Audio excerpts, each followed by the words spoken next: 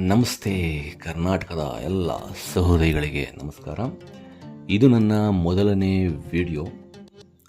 ನಾನು ಒಂದಷ್ಟು ಸಾಧಕರ ಜೀವನ ಚರಿತ್ರೆಗಳನ್ನು ಹಾಗೆ ಒಂದಷ್ಟು ಸ್ಥಳಗಳ ಮಹತ್ವವನ್ನು, ಜೊತೆಗೆ ನಾನೊಬ್ಬ ಕನ್ನಡ ಉಪನ್ಯಾಸಕ ಆಗಿರೋದ್ರಿಂದ ದ್ವಿತೀಯ PUC ಮಕ್ಕಳಿಗೆ, ಪ್ರಥಮ PUC ಮಕ್ಕಳಿಗೆ ಹಾಗೂ 10ನೇ ತರಗತಿಯ ಮಕ್ಕಳಿಗೆ ಸಂಬಂಧಪಟ್ಟಂತಹ ಒಂದಷ್ಟು ಕನ್ನಡ ಉಪನ್ಯಾಸಗಳನ್ನು, ಪಾಠ ಪ್ರವಚನಗಳನ್ನು ಕೊಡಬೇಕು ಅನ್ನೋ ಉದ್ದೇಶವನ್ನು ಹೊಂದಿದ್ದೇನೆ. ನಾನು ಮಂಡ್ಯದವ ಆಗಿರೋದ್ರಿಂದ ನನ್ನ ಮೊದಲನೇ ವಿಡಿಯೋವನ್ನು ದಕ್ಷಿಣ ಭಾರತದ ಪ್ರಮುಖ ನದಿಯಾದಂತಹ ಕಾವೇರಿ ತಾಯಿಯ ಉಗಮ ಸ್ಥಾನ ತಲಕಾವೇರಿಯಿಂದಲೇ ಪ್ರಾರಂಭ ಮಾಡ್ತಾ ಇದ್ದೇನೆ. ನಿಮ್ಮೆಲ್ಲರಿಗೂ ಕೂಡ ಗೊತ್ತಿರುವಂತಹ ವಿಚಾರಗಳೇ. ಹಾಗೆ ನಾನು ಕಂಡ ತಲಕಾವೇರಿಯ ಒಂದಷ್ಟು ಚಿತ್ರಣಗಳನ್ನು ನಿಮ್ಮ ಜೊತೆ ಹಂಚಿಕೊಳ್ತಾ ಒಂದಷ್ಟು ತಲಕಾವೇರಿಯ ವಿಶೇಷಗಳನ್ನು ಮಾತನಾಡ್ತಾ ಹೋಗ್ತೇನೆ. ಬನ್ನಿ. ತಲಕಾವೇರಿ ಕರ್ನಾಟಕದ ಕೊಡಗು ಜಿಲ್ಲೆಯಲ್ಲಿದೆ.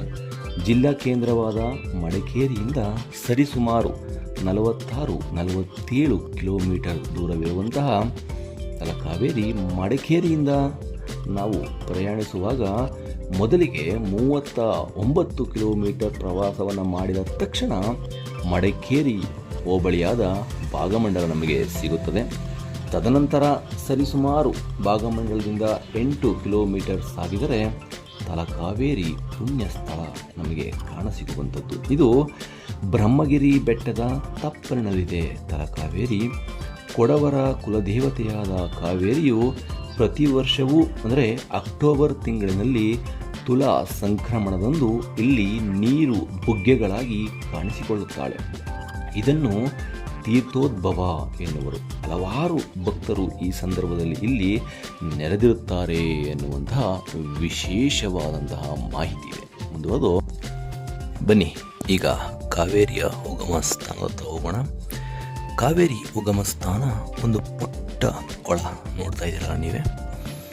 ಇದನ್ನು ಕುಂಡಿಗೆ ಎನ್ನುತ್ತಾರೆ, ಅಥವಾ ಕುಡಿಗೆ ಅಂತೇಳಿ ಒಂದು ಚಿಕ್ಕದಾದಂತಹ ಒಂದು ಕೊಳದ ಇರುವಂಥದ್ದು. ಇದರ ಪಕ್ಕದಲ್ಲೇ ಒಂದು ಎತ್ತರವಾದಂತಹ ಮಂಟಪವಿದೆ. ಆ ಕುಂಡಿಗೆಯ ಮುಂದೆ ಒಂದು ಸಣ್ಣ ಕೊಳವಿದೆ.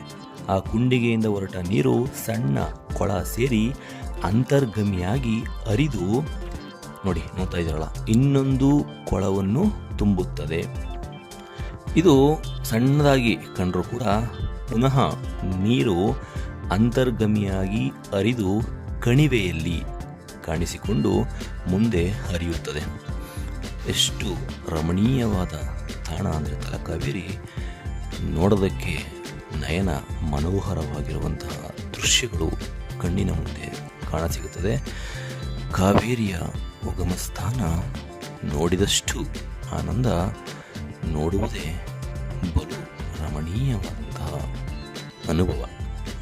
ಈ ಕೊಳದ ವಿಶೇಷತೆಯನ್ನು ನೋಡೋದಾದರೆ, ಈ ಕುಂಡಿಗೆಯಲ್ಲಿ ಕಾವೇರಿ ತೀರ್ಥ ಉದ್ಭವವಾಗುವುದೆಂದು ನಂಬಿಕೆ ಇದೆ.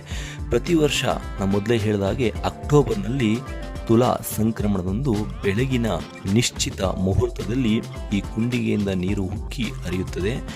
ಆ ಸಮಯಕ್ಕೆ ದೇಶದ ಅನೇಕ ಕಡೆಗಳಿಂದ ಹಿಂದೂ ಯಾತ್ರಾರ್ಥಿಗಳು ಇಲ್ಲಿಗೆ ಬರುತ್ತಾರೆ, ಇಲ್ಲಿ ಸ್ನಾನ ಮಾಡುತ್ತಾರೆ. ಇನ್ನು ತುಲಾ ಸಂಕ್ರಮಣದಿಂದ ವೃಶ್ಚಿಕ ಸಂಕ್ರಮಣದವರೆಗೂ ತಲಕಾವೇರಿ ಬಳಿ ಜಾತ್ರೆ ನಡೆಯುತ್ತದೆ.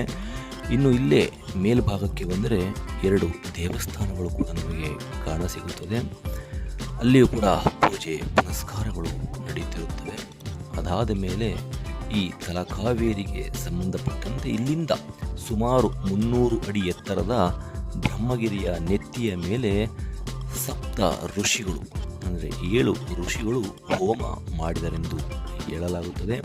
ಅದಕ್ಕೋಸ್ಕರ ಅಲ್ಲಿ 7 ಪುಟ್ಟ ಗುಡಿಗಳು, ದೇವಸ್ಥಾನಗಳಿವೆ ಅಂತೇಳಿ ಮಾತನಾಡ್ತಾರೆ. ಇನ್ನು ತಲಕಾವೇರಿಯ ಕೊಳದ ಒಳಗಡೆ ಹೋಗುವಂಥ ಸಂದರ್ಭದಲ್ಲಿ ವಿಡಿಯೋ ಅಲೋ ಇಲ್ಲ, ಅಲ್ಲಿ ಮಾಡೋದಕ್ಕೆ ಅವಕಾಶ ಇರೋದಿಲ್ಲ. ದೂರದಿಂದಲೇ ಅದನ್ನು ಇದಿಷ್ಟು ಕೂಡ ನನ್ನ ಮೊದಲನೇ ವಿಡಿಯೋ. ಎಲ್ಲ ಸಹೋದರರಿಗೆ ಮತ್ತೆ ಕೇಳ್ಕೊಳ್ಳೋದಿಷ್ಟೇ, ಇದು ಮೊದಲನೇ ವಿಡಿಯೋ.